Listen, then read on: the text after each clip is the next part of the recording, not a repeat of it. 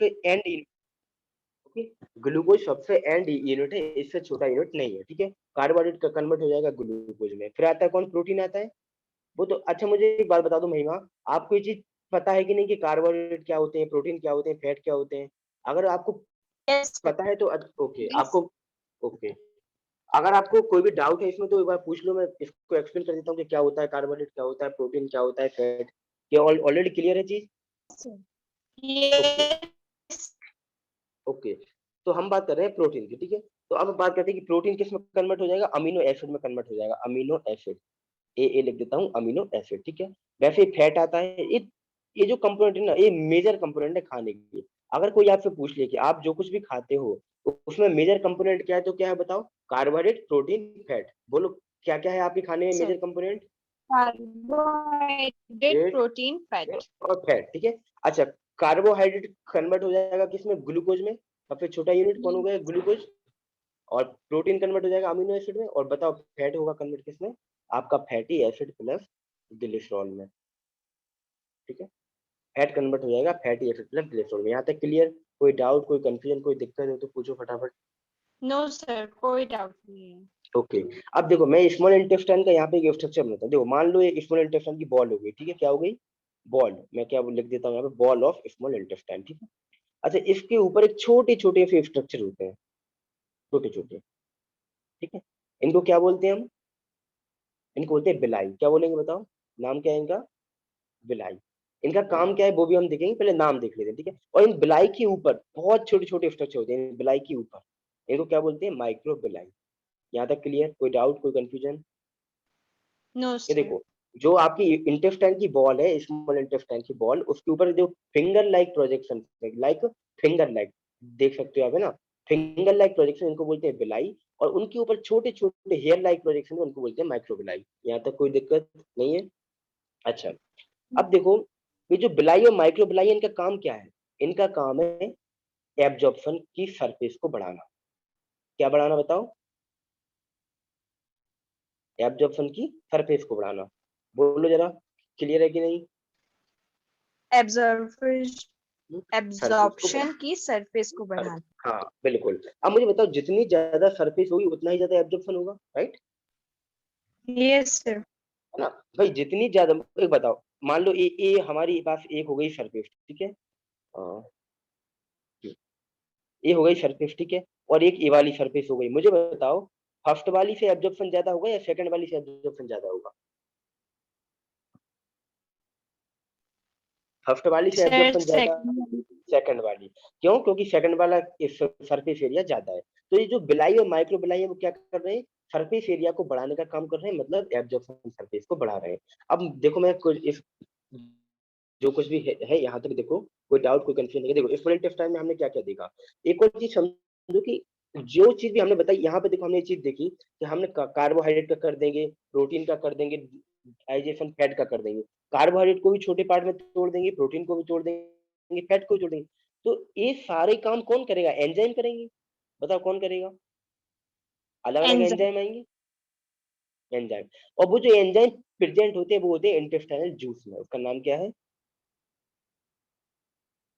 Intestinal juice, right? यहाँ तक कोई डाउट, कोई कंफ्यूजन? नो देखो, सर। ऐसे ऐसे ऐसे देखो कि मान लो ये मेरी स्मॉल इंटेस्टाइन, ये मेरी स्मॉल इंटेस्टाइन होगी, ठीक है। देखा ही होगा आपने, इस तरीके से होती है ना।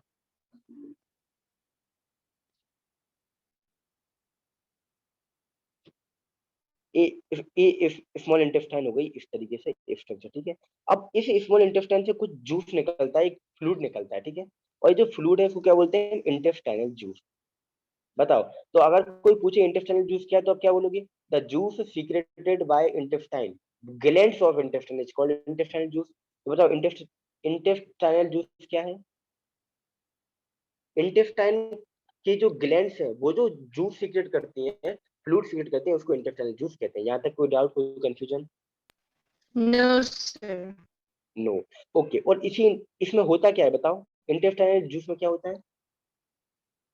एंजाइम्स प्रेजेंट होते हैं। क्या होता है? एंजाइम्स प्रेजेंट होते और वो एंजाइम क्या करते हैं, डाइजेशन का काम करते हैं। अब मुझे बता दो, यहाँ तक कोई डाउट, कोई कंफ्यूजन है क्या? फटाफट फिर आगे बढ़ते हैं। No doubt? No, sir. Okay, अब देख लो एक बार फटाफट। मैं यहाँ पे इसको बता देता हूँ, जो लिखा हुआ है पढ़ के बताता हूँ उसको। देखो, पहला पॉइंट क्या है, इंटेस्टाइनल जूस सीक्रेट करते हैं कि क्या होता है हमको वो पता है, ठीक है।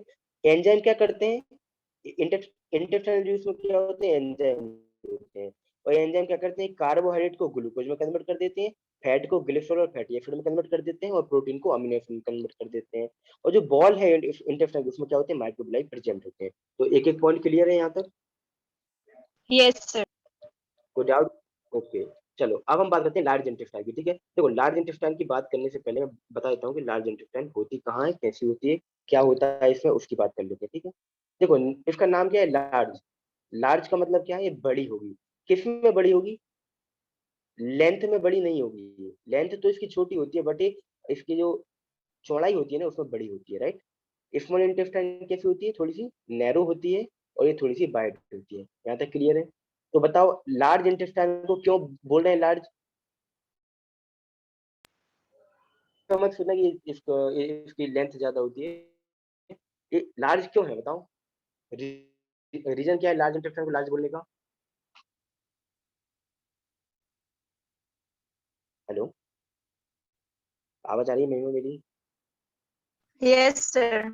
हाँ, मुझे बताओ लार्ज इंटेस्टाइन को लार्ज बोलने का रीजन क्या है? इसका डायामीटर ज्यादा है। Yes, sir. Diameter is more, ठीक है। डायामीटर इज मोर, इसलिए हम लार्ज इंटेस्टाइन को लार्ज कहते हैं, ठीक है। अब देखो होता क्या है यहाँ पर, सिंपली आप एक चीज याद रखो, यहाँ पर मेनली एब्जॉर्प्शन होगा। लार्ज इंटेस्टाइन में क्या होगा मेनली, एब्जॉर्प्शन। बताओ क्या होगा Absorption. मेनली, एब्जॉर्प्शन होगा। मतलब अधिकतर जो एब्जॉर्प्शन है वो कहाँ हो जाएगा, वो तो पीसीटी में हो जाए, मतलब यहीं पर हो जाएगा स्मॉल इंटेस्टाइन में। और बचा कुचा जो एब्जॉर्प्शन है, जो एब्जॉर्प्शन नहीं हो पाया, जो बचा कुचा एब्जॉर्प्शन है, वो अपना हो जाएगा लार्ज इंटेस्टाइन में। यहाँ तक कोई डाउट, कोई कंफ्यूजन? और वाटर का भी एब्जॉर्प्शन हो जाएगा No, यहीं पर। sir. बताओ जल्दी। नो डाउट, चलो। तो हमने स्मॉल इंटेस्टाइन भी देख लिया, हमने लार्ज इंटेस्टाइन भी देख लिया। इसके बाद हम देखते हैं, अब मुझे बताओ एब्जॉर्प्शन भी हो गया, डाइजेशन भी हो गया, अब क्या होगा? अब जो फालतू की चीजें हैं, जो हमको बॉडी से बाहर फेंकनी है, हम वो चीजें बाहर फेंकेंगे। देखो, अभी तक हमने क्या क्या देख लिया, क्या क्या हो गया। हमने खाना खाया, पहले क्या किया, खाना खाया, राइट। खाना खाने के बाद क्या हुआ, उसका डाइजेशन हुआ। मैं यहाँ लिख लेता हूँ, देखो, सबसे पहले हमने फूड का इंटेक किया, खाना खाने के बाद क्या हुआ, उसका डाइजेशन हुआ। क्लियर यहाँ तक? कहाँ कहाँ पर हुआ, माउथ में हुआ डाइजेशन, स्टमक में हुआ डाइजेशन, स्मॉल इंटेस्टाइन में हुआ, और लार्ज इंटेस्टाइन में। और फिर क्या हो गया, उसका एब्जॉर्प्शन हो गया। मतलब जो कुछ भी उसके एंड कंपोनेंट थे, उनको हमने क्या किया, एब्जॉर्प्शन कर लिया। अब क्या होगा, वेस्टेज को बाहर निकालेंगे, क्या बोलेंगे, रिमूवल ऑफ वेस्टेज, राइट। मतलब फीकस मैटर, सीधी सीधी बात है कि फीकस मैटर को हम क्या करेंगे, बाहर निकालेंगे। अब बताओ यहाँ तक कोई डाउट, कोई कंफ्यूजन है क्या? ये एक बेसिक चीज है जो हमको याद रखनी पड़ेगी। क्लियर और नॉट? Yes, clear. ओके, अब देखो, एब्जॉर्प्शन भी हो गया, फीकस को हमने बाहर भी निकाल लिया। अब जो दूसरा प्रोसेस आती है, वो आती है रेस्पिरेशन। लाइफ प्रोसेस है, मतलब मुझे बताओ, अगर मैं आपसे महिमा कहूँ कि महिमा, 1 सेकंड के लिए, 1 सेकंड नहीं, 20 सेकंड के लिए अपनी नाक बंद कर दो, तो जिंदा रह सकता है क्या इंसान? कहोगे ठीक है सर, इतना तो कंट्रोल कर सकते हैं, 20 सेकंड तो अपनी सांस रोक सकते हैं। अगर मैं कहूँ 60 सेकंड कर दो, तो शायद इम्पॉसिबल है, राइट। मतलब बिना सांस लिए हम जिंदा नहीं, Yes. बिना सांस लिए आप हम कोई भी जिंदा नहीं रह सकते। उसका रीजन क्या है, हमको ऑक्सीजन चाहिए होती है। आप कहोगे ऑक्सीजन क्यों चाहिए सर, क्या इस ऑक्सीजन को खाते हैं क्या? नहीं, इस ऑक्सीजन से हमको एनर्जी मिलती है। अब आप कहोगे कि सर ये तो मैं पहली बार सुन रहा हूँ कि ऑक्सीजन मुझको एनर्जी देगी। एनर्जी तो हमारा खाना देता है। हाँ सही है, आपका कहना सही है, खाना ही एनर्जी देता है, फूड से ही एनर्जी मिलती है। बट उस फूड को यदि at the level of cells, यदि सेल के लेवल पर आपको एटीपी बनाना है, तो आपको ऑक्सीजन चाहिए पड़ेगी। तो आप मुझे बताओ ये पॉइंट क्लियर है कि नहीं कि हम रेस्पिरेशन क्यों करते हैं, हमको ऑक्सीजन क्यों चाहिए? Yes. कोई डाउट, कोई कंफ्यूजन? No, sir. नो? ठीक है। अब हम उसी की बात करते हैं, रेस्पिरेशन होता क्या है। तो मैंने सिंपली अभी क्या बताया आपको कि रेस्पिरेशन होता क्या है, कि हम इसमें फूड को बर्न करते हैं। अभी देखो, अभी जो हम पढ़कर आए चैप्टर, अब देखो मैं इसमें आपको क्लियर कर देता हूँ डिफरेंस। ये वर्ड है क्या? डाइजेशन। बताओ ये एक इसका नाम क्या है? डाइजेशन। और एक है रेस्पिरेशन। मुझे बताओ इसमें हमने क्या देखा था? इसमें हमने देखा था कि ब्रेक डाउन ऑफ फूड। क्या देखा था बोलो? Sir. हाँ बोलो, break Breakdown down of of food. और यहाँ पर मैं लिख रहा हूँ burn of food. food. Burn of food, मैं यहाँ पर क्या लिख रहा हूँ? Burn of food. अब मुझे बताओ Burn of food. इन दोनों चीजों में डिफरेंस क्लियर है कि नहीं है? बर्न और ब्रेक डाउन का डिफरेंस क्लियर है कि नहीं? कि Yes, सर, sir. हाँ बताओ, क्लियर? देखो, ब्रेक डाउन का मतलब सीधा सीधा से सर समझो। ब्रेकडाउन ऑफ फूड और बर्न ऑफ फूड का डिफरेंस बता दीजिए, मैं क्लियर नहीं कर डिफरेंस पा रही देखो, हूँ। हाँ देखो, ब्रेकडाउन का मतलब सीधा सीधा समझो, आपका कोई इतना बड़ा मॉलिक्यूल है, लार्ज मॉलिक्यूल, उसको आपने छोटे छोटे पार्ट्स में तोड़ लिया। ठीक है? इन पार्ट्स को आप खुद भी क्या कर सकते हो? इजीली उसका ब्रेकडाउन आपने कर लिया, तोड़ लिया, मतलब छोटे छोटे पार्ट्स में तोड़ लिया। बट जब आप आपकी जो सेल है, सेल, उस सेल के अंदर ये जो छोटे छोटे पार्ट है ना, ये वाले छोटे छोटे पार्ट, इन सेल से एनर्जी निकाली जाएगी। मतलब इनको भी इतने छोटे छोटे पार्ट में तोड़ दिया जाएगा कि एनर्जी निकल जाए। अभी आपने जो तोड़ा ना, उसमें एनर्जी रिलीज नहीं हुई, बट अब जब आप इसको बर्न करोगे तो एनर्जी। अच्छा मुझे बताओ, बर्न का हिंदी में मतलब क्या होता है? बर्न का हिंदी मतलब होता है जलाना, राइट? एक मिनट में इसको पेज चेंज कर लेता हूँ, बहुत ज्यादा कुछ कुछ हो जाएगा। बर्न का हिंदी में मतलब क्या होता है? जलाना। क्या होता है? देखो, अ, तो उसी से मैं जलाना। क्लियर कर देता हूँ वो पॉइंट जो है। अब मुझे बताओ कि ब्रेक डाउन में हमने क्या किया? छोटे छोटे पार्ट में तोड़ लिया। ब्रेक डाउन में हमने सिंपली क्या किया? ब्रेक डाउन में हमने छोटे छोटे पार्ट में तोड़ दिया। ठीक है? ब्रेक डाउन जो हमने किया छोटे छोटे पार्ट्स में, एक बड़ा मॉलिक्यूल था, उसको छोटे छोटे पार्ट में तोड़ लिया। अब इसका हम बर्न करेंगे, मतलब उसको और। अब मुझे बताओ, अगर एक आप किसी चीज को जलाते हो तो क्या होता है? हीट निकलती है, निकलती है हीट। बताओ। Yes sir. और हीट क्या है? एक एनर्जी है, आपने फिजिक्स में पढ़ा होगा, फिजिक्स वाले सर ने बताया होगा हीट क्या है, एक एनर्जी है। तो बर्न जब हम करते हैं तो फूड को यस। बर्न करना मतलब उससे एनर्जी निकालना। ठीक है? ब्रेक डाउन का मतलब क्या है? उसको छोटे छोटे पार्ट में तोड़ना। सिंपल समझो, आपके पास एक चपाती का टुकड़ा था, पूरी चपाती थी, उसको आपने छोटे छोटे पार्ट्स में करके करके रख दिया। वो क्या है? Break down. और उस चपाती को खाकर आपने एनर्जी निकाल ली, वो क्या है? बर्न। अब क्लियर है डाउट? अब कंफ्यूजन है क्या? No sir. क्लियर? आगे बढ़ूं, किसी को एक बार और बताऊं?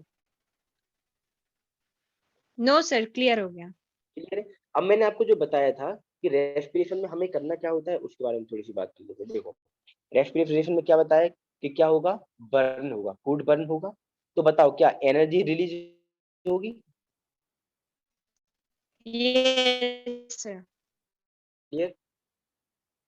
और वो जो एनर्जी रिलीज होगी वो एटीपी की फॉर्म में कन्वर्ट हो जाएगी। यहाँ तक क्लियर? कोई doubt, confusion? No? Yes sir. अब बोलोगे कि सर ये काम होता कहाँ पर है? मैंने अभी एक बात बताई थी, ये काम सेल के अंदर होता है। कहाँ होता है? सेल के अंदर। ठीक है? ये हमारी सेल है, ये हमारी सेल है। ठीक है? इस सेल के अंदर ही सारा काम होता है। ठीक है? सेल के अंदर। अच्छा, सेल के अंदर कहाँ होता है? पूछोगे सर सेल के अंदर भी कहाँ होता है, कुछ स्पेसिफिक जगह बताओ। तो देखो, उसके बारे में हम बात कर लेते हैं। देखो, ये आपकी सेल हो गई, और सेल के अंदर आपने एक वर्ड सुना होगा क्या? Mitochondria, cytoplasm. देखो मैं बता देता हूँ। देखो, ये आपकी सेल हो गई। ठीक है? ये हो गया न्यूक्लियस, ये हो गया साइटोप्लाज्म। ठीक है? ये क्या है बताओ? साइटोप्लाज्म। और यहाँ पर ये हो गया माइटोकॉन्ड्रिया। माइटोकॉन्ड्रिया। तो ये दो सेल जी। ऑर्गेनेला है, ये दो सेल ऑर्गेनेला है जहां पर क्या होता है? हमारी रेस्पिरेशन की प्रोसेस होती है। यहाँ तक क्लियर है? अब देखो रेस्पिरेशन होते हैं, Yes. हाँ, there are two types of respiration, दो प्रकार के रेस्पिरेशन होते हैं। एक होता है एरोबिक रेस्पिरेशन और एक होता है अनएरोबिक रेस्पिरेशन। ठीक है, इसको यहीं पे मैं क्लियर कर देता हूँ, थोड़ी सी जगह नहीं है।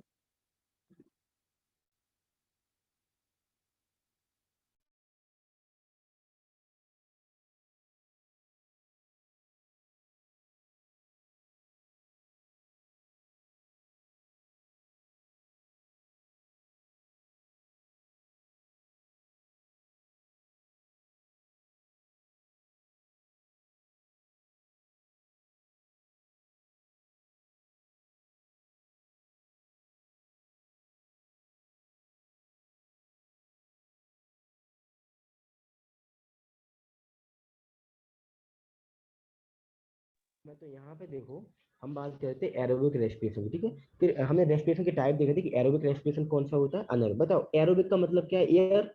एरोबिक का मतलब क्या है? एयर। सीधी सीधी बात है, या ये पॉइंट क्लियर है कि नहीं? एरोबिक का मतलब क्या है? एयर। मतलब ऑक्सीजन प्रेजेंस में जो रेस्पिरेशन होगा वो कौन सा होगा? Aerobic respiration. यहाँ तक क्लियर है? बोलो, नहीं आवाज आ रही है क्या मेरी? हेलो। Yes, sir. ओके, बताओ ऑक्सीजन की प्रेजेंस में जो रेस्पिरेशन होगा वो कौन सा है? Aerobic respiration. और जहां पर ऑक्सीजन नहीं होगी वो अनएरोबिक रेस्पिरेशन हो गया। ये दो पॉइंट क्लियर है Yes. कि नहीं? क्लियर है? ओके, तो देखो यही लिखा हुआ है, in presence of oxygen, in presence of absence of oxygen.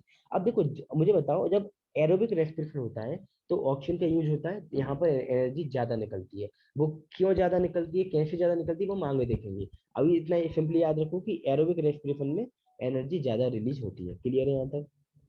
Yes, sir. और अनएरोबिक रेस्पिरेशन में एनर्जी कम होती है, लेस होती है। ठीक है, अब एरोबिक रेस्पिरेशन में होता क्या है वो देखते हैं। देखो यहाँ पे बात कर लेते हैं। ये मान लो एरोबिक रेस्पिरेशन में बात कर रहा हूँ। ठीक है,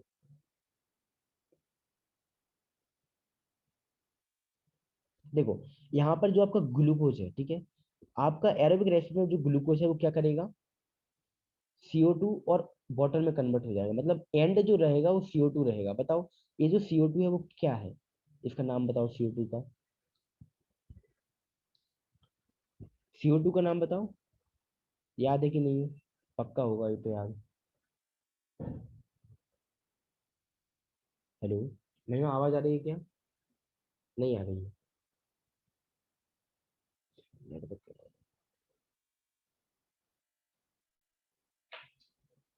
हेलो, मैं मेरी आवाज आ रही है क्या? Yes, sir. अभी आ रही है, वो बीच में थोड़ा सा ब्रेक हो गई थी. अच्छा, अभी ठीक है? अभी क्लियर है एकदम? Yes, sir. मुझे बताओ जो CO2 है उसका नाम क्या होता है? CO2 का नाम याद है कि नहीं है? Yes, sir. Carbon dioxide. बिल्कुल बिल्कुल। तो अब बताओ कार्बन डाइऑक्साइड क्या क्या करते हैं? बताओ, आपने आपके अंदर रेस्पिरेशन हुआ, आप क्या करते हो? ऑक्सीजन को लेते हो और CO2 को छोड़ते हो। तो उससे वो जो CO2 है उसका क्या होता है? अल्टीमेटली क्या होता है CO2 के साथ? CO2 चली जाती है एनवायरमेंट में। CO2 क्या होती है? एनवायरमेंट में जाती है, उस वो फिर करती है फोटोसिंथेसिस। ये बात क्लियर है कि नहीं? Yes. मतलब इस जो प्रोसेस है, जब CO2 रिलीज होगी तो बताओ एंड जो प्रोडक्ट CO2 है वो भी क्या काम कर रहा है? फोटोसिंथेसिस का काम। मतलब यहाँ पर एनर्जी ज्यादा रिलीज होगी कि नहीं होगी? जब कोई प्रोडक्ट जो सबसे एंड प्रोडक्ट बन रहा है तो वहां पर एनर्जी रिलीज होगी कि नहीं होगी? नहीं होगी कि होगी? बताओ, मेरे हिसाब से तो होगी। अब आप बताओ, आपको क्या लगता है? एनर्जी ज्यादा रिलीज होगी कि नहीं होगी? सर क्वेश्चन एक बार रिपीट कर दीजिए, आपकी वॉइस नहीं आई देखो थी. मैं फिर से बोल देता हूँ कि जब कोई प्रोडक्ट एंड जो रहेगा, एंड प्रोडक्ट जो रहेगा वो बनेगा, और कोई मान लो इंटरमीडिएट प्रोडक्ट बन रहा है। जैसे मान लो एक मिनट, यहाँ पे देखो, यहाँ पे देखो कि मान लो एक कोई प्रोडक्ट था हमारे पास। ठीक है,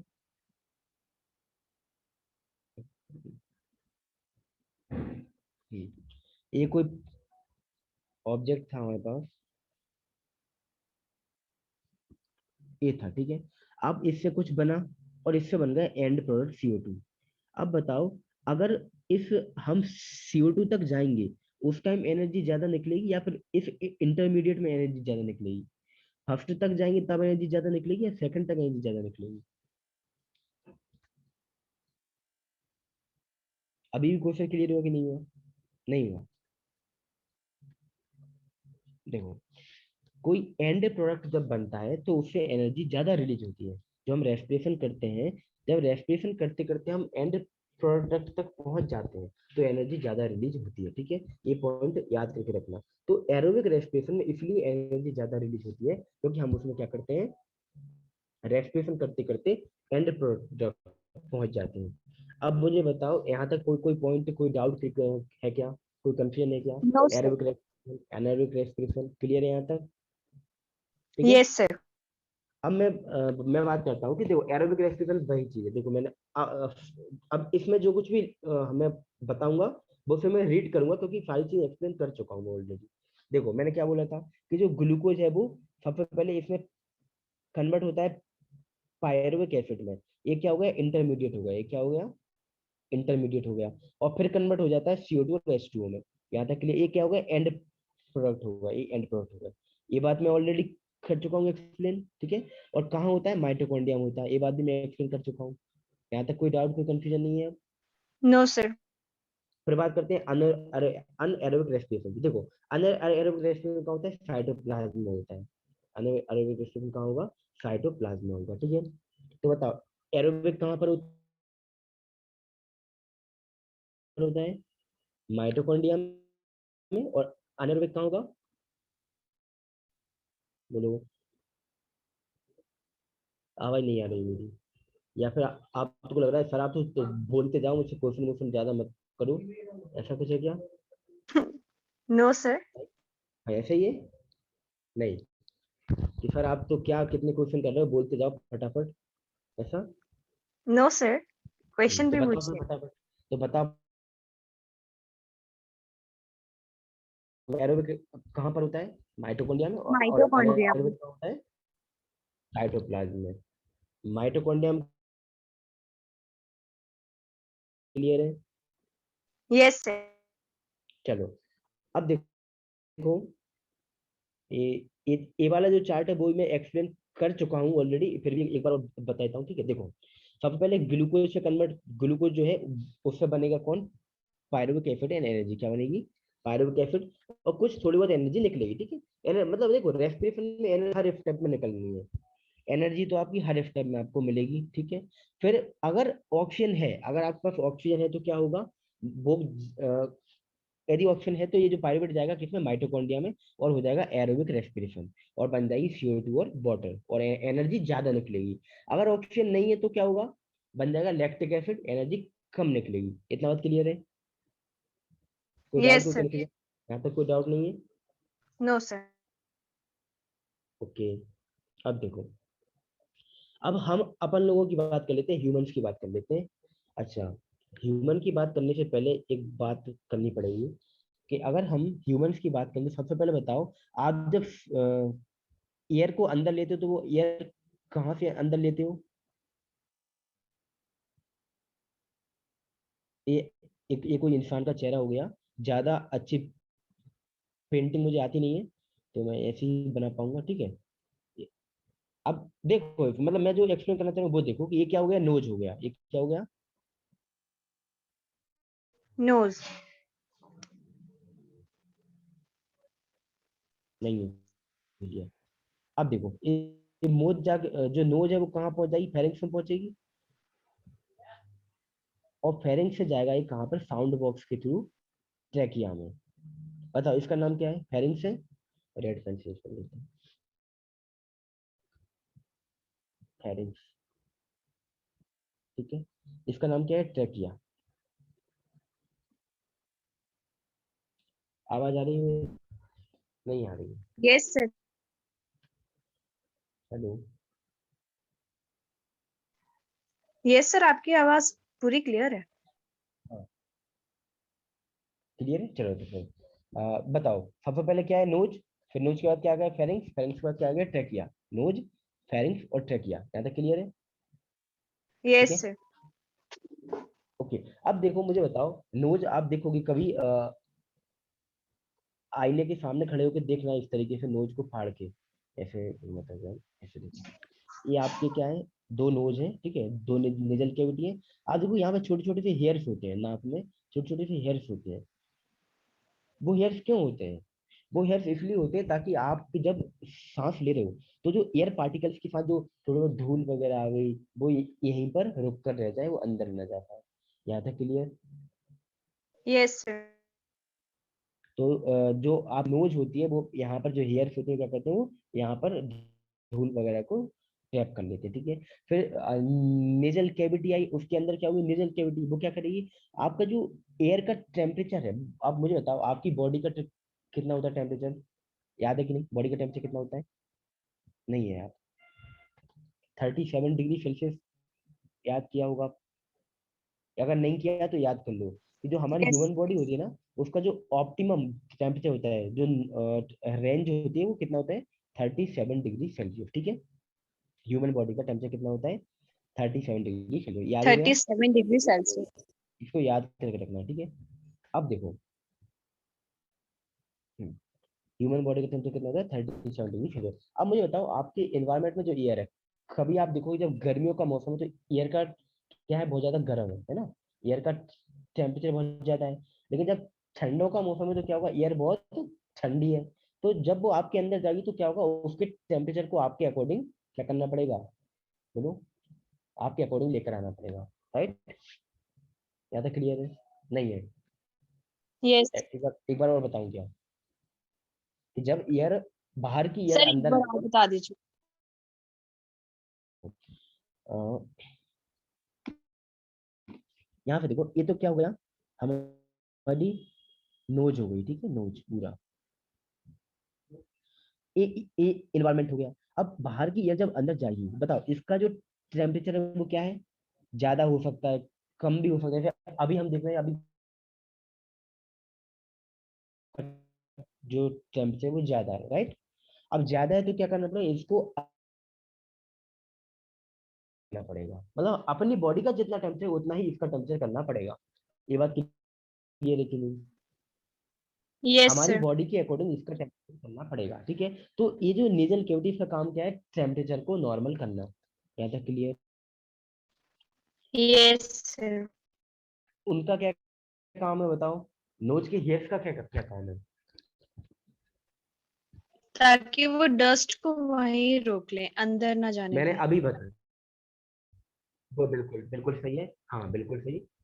नोज के हेयर्स का काम है वो डस्ट को वहीं रोक ले, और जो कैविटी है उसका काम क्या है, एयर का टेम्परेचर रेगुलेट करना। यहाँ तक क्लियर है? Yes sir. कोई डाउट, कोई कंफ्यूजन यहाँ तक? अब उसके बाद आता है फेरिंग्स। देखो अब एक काम करता हूँ, पहले मैं आपको इसका एक जनरल आइडिया देता हूँ। नोज के बाद कौन आ गई, कौन आ गई नहीं, कौन आ गया, फेरिंग्स आ गया। फेरिंग्स के बाद कौन आ गई, ट्रेकिया आ गई। और ट्रेकिया के बाद कौन आएगी, लंग्स आएंगी। रिंग्स ऑफ ये बात ठीक। कार्टिलेज। हाँ वो भी हम देखेंगे, मतलब इनके ऊपर जो ये जो ट्रेकिया है ना, इसके ऊपर होते हैं कार्टिलेज के रिंग्स होते हैं, सी शेप के, वो भी मैं बताऊंगा आपको। अभी फिलहाल में इसके बाद क्या आएंगे, लंग्स आएंगे, आपके दो लंग्स है ना, ये दो लंग्स हो जाएंगे, ठीक है। यहाँ तक का तो हमको पता ही। अब अच्छा, ये जो है ना लंग्स है, अब इसको मैं इसको जूम कर रहा हूँ, क्या कर रहा हूँ, इसको जूम करके बता रहा हूँ कि कैसा होता है, ठीक है। छोटी छोटी एल्वियोलाई होती है, छोटी छोटी क्या होती है, सेल्स का ग्रुप होता है, तो क्या बोलते हैं, एल्वियोलाई, ठीक है। यहाँ पर एक्चुअल होता है गैसों का एक्सचेंज, यहाँ पर एक्चुअल होगा गैसियस एक्सचेंज। क्लियर है यहाँ तक? मतलब ऑक्सीजन को आप लोग बॉडी के अंदर ले लोगे और CO2 के बॉडी के बाहर फेंक दोगे। ये बात क्लियर है? तो बताओ गैसेस का एक्सचेंज कहाँ पर होता है, एल्वेली में। एल्वियोलाई, एल्वियोलाई नहीं, एल्वियोलाई में। एक बार और लिख के बताया तो डाउट कंफ्यूजन हो जाए तो। एल्वेलाई। एल बी, हाँ बिल्कुल एल्वियोलाई, ठीक है। अच्छा, तो अब देखो, तो मुझे बताओ सबसे पहले कहाँ पर आएगी एयर, कहाँ पर आएगी, सबसे पहले कहाँ पर आएगी? सर, आपकी वॉइस ब्रेक हो रही है। अब देखो, अब ठीक है, हेलो, अब ठीक है, हेलो, यस सर, अभी क्लियर है। मैं हाँ, बताओ सबसे पहले ईयर कहाँ पर आएगी? सबसे पहले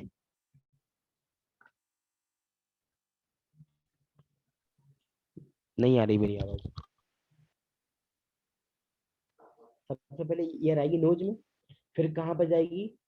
कैविटी, कौन सी कैविटी? Nasal cavity.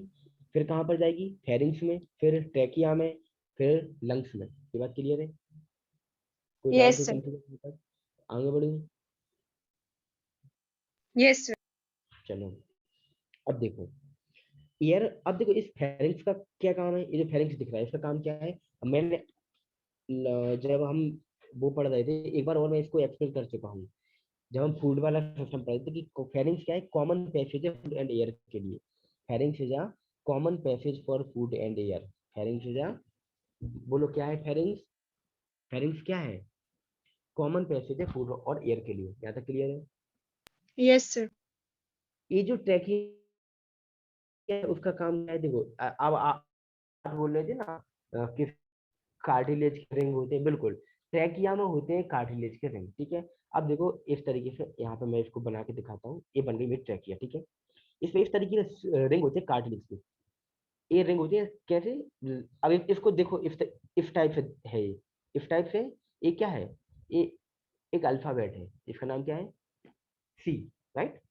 तो एल्वियोलाई यस। जो अपनी ट्रैकिया होती है, इस ट्रैकिया में कार्टिलेज के रिंग होते हैं। अगर आप कभी भूल जाओ कि सर मेरे को याद नहीं कि रिंग किस टाइप की होती है, तो बताओ जो कार्टिलेज की स्पेलिंग है वो क्या होती है? CARTILAG। जो स्टार्टिंग लेटर है वो सी है, मतलब वो सी शेप के होते हैं। ऐसे मैंने याद कर रखा है, ये कोई कॉन्सेप्ट नहीं है, सिर्फ याद करने का ट्रिक है, ठीक है। कि अगर आप कोई पूछे कि ट्रैकिया का जो कार्टिलेज होता है वो किस शेप का होता है, तो हम क्या बोलेंगे? सी शेप का होता है, राइट। यहाँ तक क्लियर है? Yes sir. मैं फिर बोल रहा हूँ, ये कोई कॉन्सेप्ट नहीं है, ये केवल याद करने का ट्रिक है ना। इसको कॉन्सेप्ट एज ए कॉन्सेप्ट याद नहीं करना, ठीक है। सिर्फ याद करने का ट्रिक है कि जो ट्रैकिया के कार्टिलेज होते हैं वो सी शेप के होते हैं, क्लियर। अभी देखो यहाँ तक हो गया। अब हम बात करते हैं मैकेनिज्म की। सबसे पहले हम क्या करेंगे? ब्रीदिंग करेंगे। ब्रीदिंग का मतलब क्या है बताओ? ब्रीदिंग का मतलब क्या है? ब्रीदिंग का मतलब क्या है?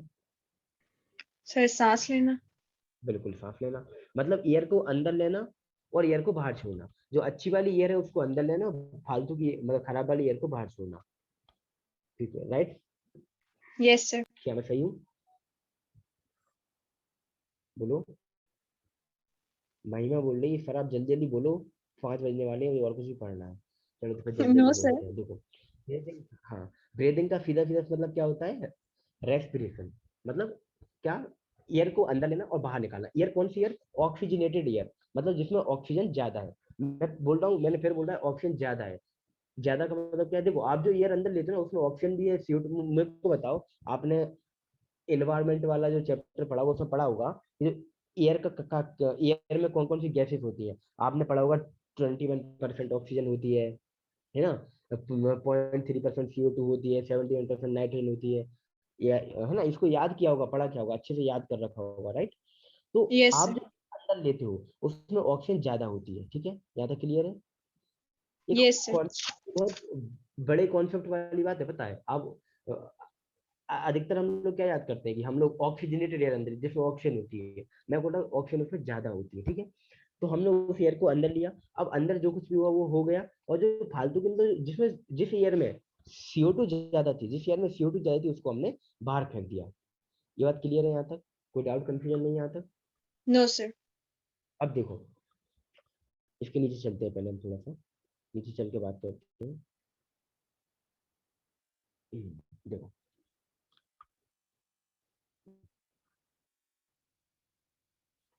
अभी देखना, बोर्ड के क्वेश्चन बांध देंगे। देखो एक ऑर्गन होता है हमारा, उसका नाम क्या है? डायाफ्राम। नाम क्या है उसका?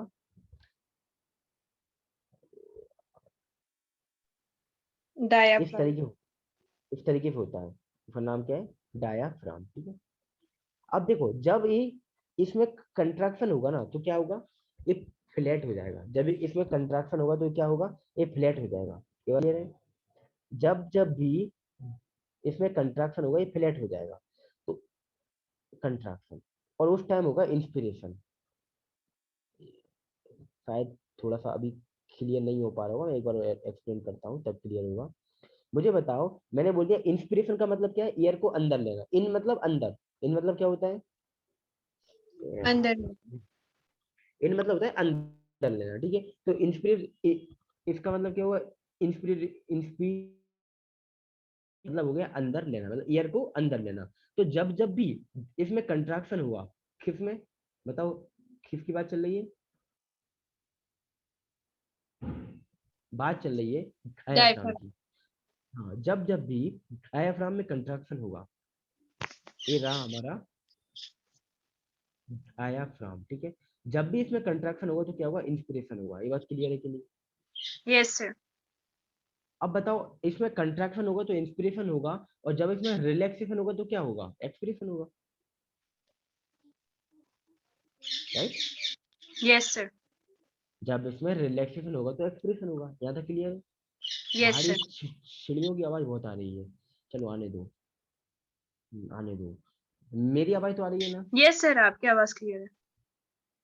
आ रही है। बस अभी तक मैंने जितना बता दिया आपको रेस्पिरेशन के बारे में, उतना यदि आपको क्लियर है तो आपके बोर्ड में क्वेश्चन बन जाएंगे। अब आप कहोगे सर आपने बोल तो दिया बन जाएंगे, कैसे बनेंगे, तो मैं उन क्वेश्चन को बताता हूँ किस टाइप के क्वेश्चन पूछे जा सकते हैं। मैं बोल रहा हूँ पूछे जा सकते हैं, पूछेंगे ये कोई कंफर्म नहीं है, ये बात तो आपको भी पता है, right?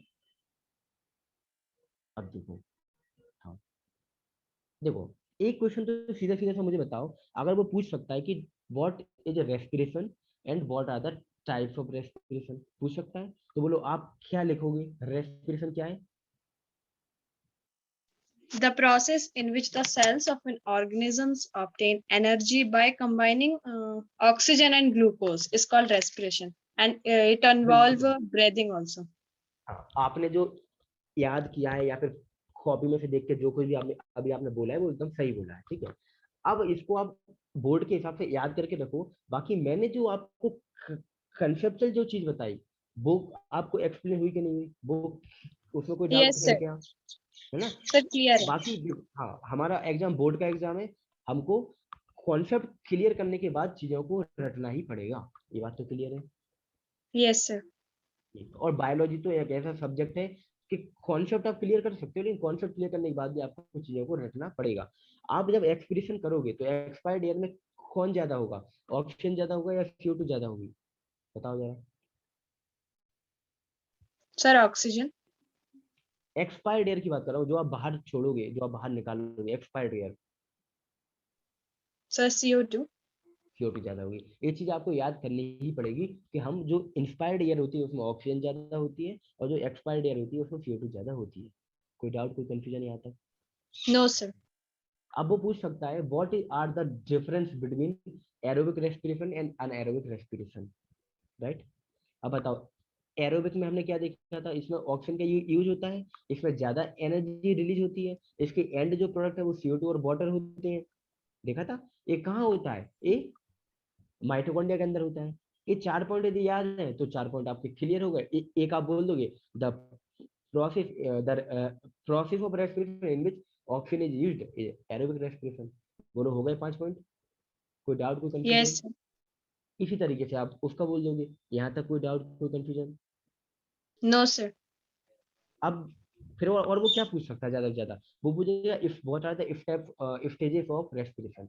आप क्या बोलोगे, ब्रीदिंग के, inspiration and expiration, steps of breathing, बोल दोगे पूरा इंस्पिरेशन एक्सपिरेशन, एक्सप्लेन कर दोगे। Yes sir. अब वो एक और क्वेश्चन पूछ सकता है, वो एक है लास्ट क्वेश्चन, इससे आगे कुछ पूछ ही नहीं सकता बोर्ड क्लास में। क्या पूछ सकता है बताओ, what is the respiratory system, उसमें आप क्या बोलोगे, nose, nasal cavity, pharynx, trachea, pharynx, trachea, lungs, alveoli, बोल दोगे।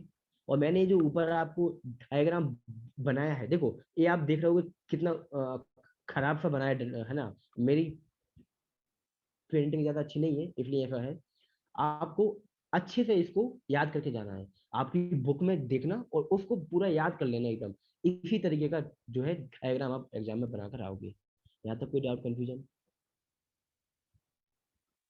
No sir. तो ये हो गया आपका रेस्पिरेशन। अभी तक मैंने आपको जो जो चीजें बता दी उनको आप एनसीईआरटी उठाओ अपनी बुक, उसमें देखो पढ़ के, कोई डाउट कोई कंफ्यूजन हो रहा हो तो आप पूछ सकते हो, है ना। इसके बाद हम बात कर लेते हैं थोड़ी सी ट्रांसपोर्टेशन की। देखो इसका हम थोड़ा थोड़ा देख लेते हैं क्या होता है ट्रांसपोर्टेशन। देखो बताओ ट्रांसपोर्ट का मतलब क्या है। आपने इस वर्ड को बहुत यूज कर रखा होगा, बहुत यूज में आता है। ट्रांसपोर्ट का मतलब क्या होता है बताओ जरा।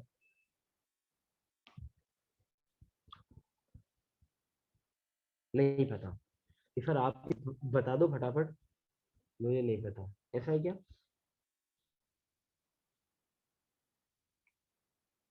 आवाज नहीं आ रही है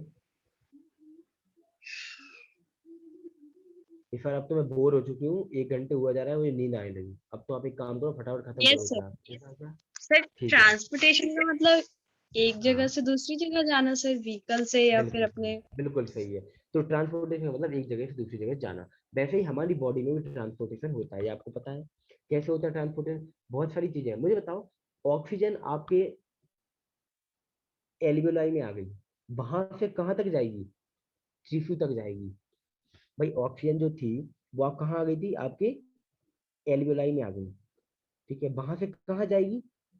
कहाँ जाएगी? यहाँ से टिश्यू तक जाएगी। तो ये भी क्या है? ट्रांसपोर्ट ही तो है। मतलब हमारी बॉडी में भी ट्रांसपोर्ट होता है, ये बात क्लियर यस है ना। सर। हमारी बॉडी में ट्रांसपोर्टेशन चाहिए। तो देखो वही मैंने लिखा है, और जो आपको ऑलरेडी याद था, movement of substances from one place to another. ठीक है, लाइक एंजाइम का मूवमेंट होता है, हार्मोन्स का मूवमेंट होता है, और डिफरेंट मॉलिक्यूल, अलग अलग मॉलिक्यूल। अच्छा मुझे बताओ एंजाइम क्या होते हैं? ये बात आपको पहले से पता है या मैं एक्सप्लेन करूँ?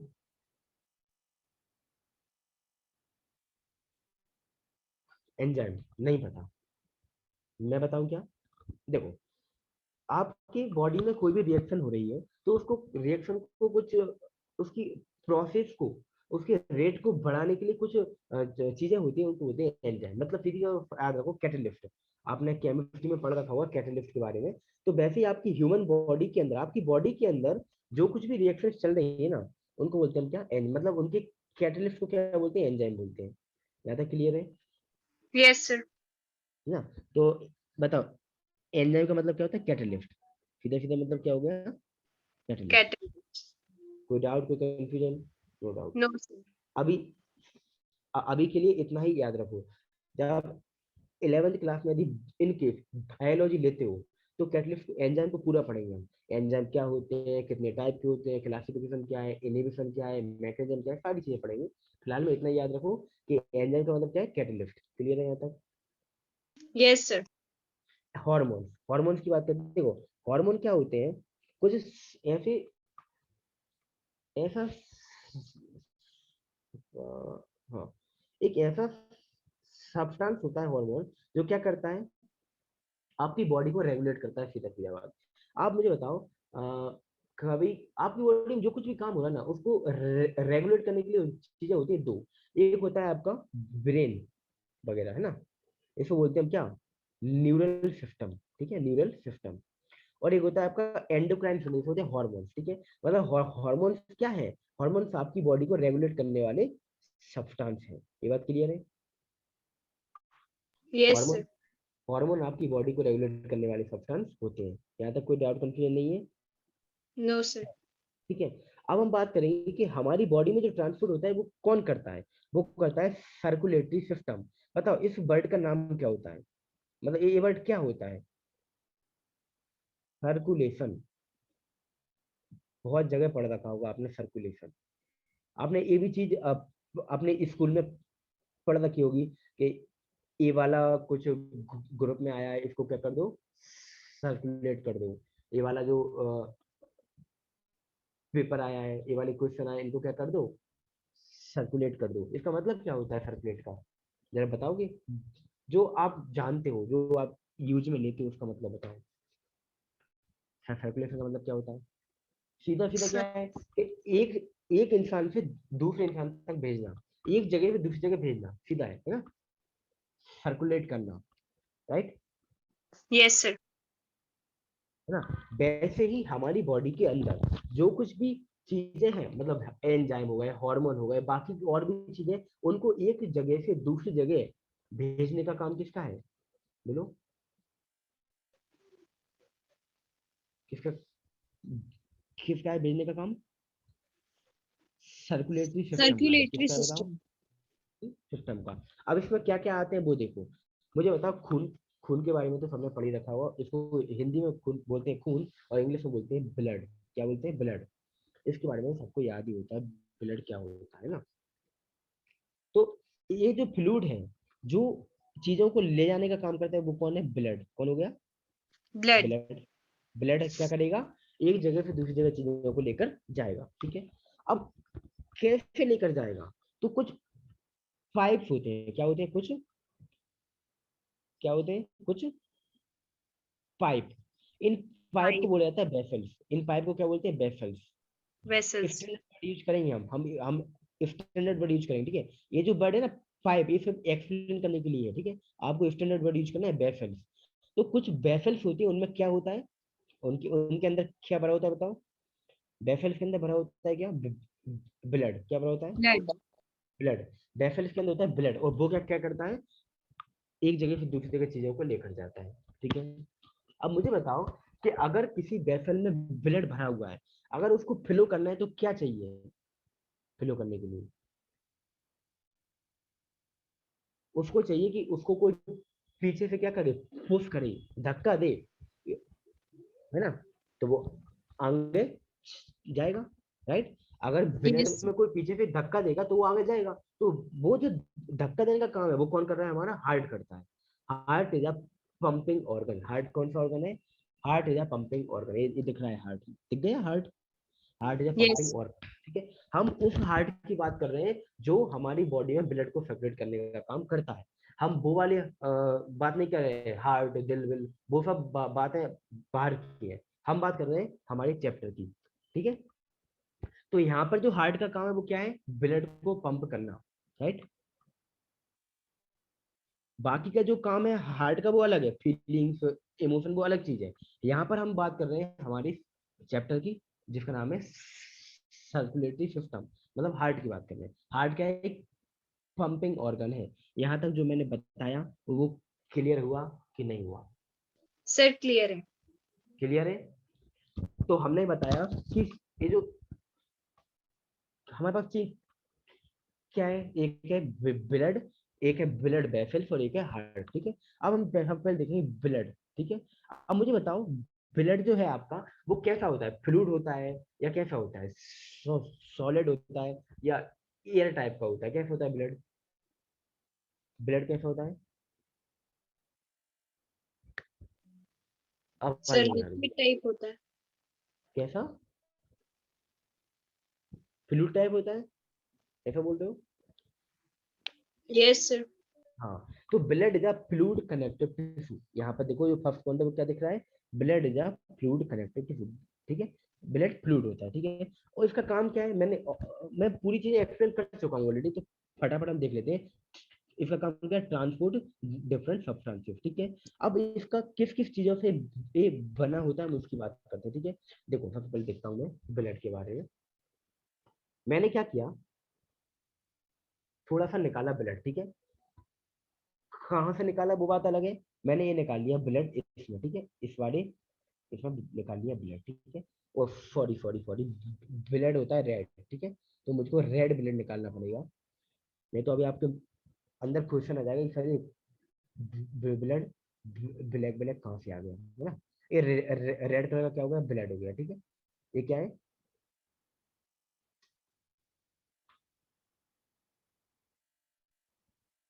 ब्लड, ठीक है, क्या है, ब्लड। ब्लड। अभी जो ब्लड है उसमें क्या क्या है, एक तो फ्लूइड वाला पार्ट होगा जो आप देखते हो कि फ्लूइड फ्लूइड सा, इसको बोलते हैं प्लाज्मा, क्या बोलते हैं, प्लाज्मा। प्ला, और एक कुछ सेल्स होती है, क्या होती है, सेल्स। अब आपने अच्छे से याद रखा होगा, आरबीसी, डब्ल्यूबीसी, है ना, प्लेटलेट्स, ये तो अच्छे से याद ही होंगे, रट रखे यस। होंगे, है ना। तो ये होती है सेल्स। तो बताओ मेरा जो ब्लड है वो किन किन चीजों से बना हुआ है, एक क्या है, फ्लूइड वाला पार्ट क्या है, फ्लूइड एंड सेल्स। प्लाज्मा, और सेल्स क्या है, आरबीसी डब्ल्यूसी और प्लेटलेट्स, ठीक है। जो देखो वही सब कुछ लिखा हुआ है। आरबीसी का काम क्या है? ऑक्सीजन का ट्रांसपोर्ट करना, है ना। ये अभी आप इसी को याद करो कि आरबीसी का काम क्या है? ऑक्सीजन का ट्रांसपोर्ट करना। क्लियर है यहाँ तक? Yes, sir. आरबीसी, बताओ आरबीसी क्या काम करेगी? ये चिड़िया बहुत चेंचा कर रही है। अब यहाँ देखो, आरबीसी के क्या काम करेंगी? ऑक्सीजन को ट्रांसपोर्ट करेंगी, ठीक है। डब्ल्यूबीसी क्या काम करेंगी? अच्छा, इसको याद रखना। देखो, एक चीज होती है, अपनी प्रोसेस होती है, इम्यूनिटी, नाम सुना है इम्यूनिटी? शायद। Yes, चलो sir. छोड़ो। हाँ ठीक है, बहुत अच्छी बात है। इम्यूनिटी का मतलब क्या है? आपके बाहर से जो कुछ भी आपकी बॉडी में आ रहा है उसको क्या करना है? खत्म कर देना। तो वो काम कौन करता है? आपकी डब्ल्यूबीसी करती है। यहाँ तक कोई डाउट, कंफ्यूजन? No, sir. आपने कभी देखा होगा, आपको चोट जब आ जाती है तो वहां से क्या होता है? ब्लड बाहर निकलता है, और थोड़े थोड़ी देर बाद वो ब्लड क्या हो जाता है? सिलॉट बन जाता है उसका, एक एक जेली टाइप का वो बन जाता है, राइट। वो काम किसका है? वो काम है हमारी प्लेटलेट्स का। यहाँ तक कोई डाउट, Platelets. कोई कंफ्यूजन? क्लियर है यहाँ No, तक? sir. का काम, डब्ल्यूसी का काम, प्लेटलेट्स का काम, ठीक है। अब देखो, अब आगे का जो भी पार्ट है वो हम देखेंगे बाद में, है ना। अब मुझे बता दो, यहाँ तक कोई डाउट, कोई कंफ्यूजन, कोई दिक्कत हुई क्या? No, sir. पूरी चीजें जो मैंने बताई वो अच्छे से एक्सप्लेन है या नहीं है? कोई है क्या डाउट? पूछ लो फटाफट। सर एक डाउट था। हाँ सर आरबीसी जो है वो हीमोग्लोबिन को कंटेन करता है, फिर ऑक्सीजन को ट्रांसपोर्ट करता है ना? हाँ बिल्कुल, एक्चुअल में हीमोग्लोबिन ही है जो ऑक्सीजन को लेके जाता है। देखो होता क्या है, जल्दी जल्दी बताता हूँ। देखो, ये आपका हीमोग्लोबिन है, ठीक है, ये हीमोग्लोबिन है। ये हीमोग्लोबिन ऑक्सीजन को करता है बाइंड, और उसको लेकर जाता है। तो इसलिए हम याद करते हैं कि आरबीसी ऑक्सीजन को लेकर जाता है। एक्चुअल में आरबीसी क्या है? आरबीसी के अंदर हीमोग्लोबिन है, और वो हीमोग्लोबिन ऑक्सीजन को क्या कर रहा है? ट्रांसफर कर रहा है, राइट। Yes sir. क्लियर? और कोई डाउट बताओ? और सर प्लेटलेट जो है वो ब्लड ब्लड, क्लॉटिंग पे हेल्प करता है। हाँ ब्लड क्लॉटिंग में हेल्प करती है। कैसे करती है हेल्प, वो आप देखोगे, उसको भी एक्सप्लेन कर देंगे। अभी तो टाइम है नहीं। बाकी फिलहाल में इतना ही याद रखो कि जो प्लेटलेट्स है वो क्या करती है? ब्लड क्लॉटिंग करती है। इतना याद है, आपका यस सर। एग्जाम चल जाएगा। और डाउट बताओ, कंफ्यूजन बताओ। नो सर, कोई डाउट नहीं है। ओके महिमा, और कोई दिक्कत है क्या? नो? No sir. नींद बहुत आई लेकिन, है ना। चलो, okay Mahima, thank you. Okay, thank best you of sir, bye sir. Bye.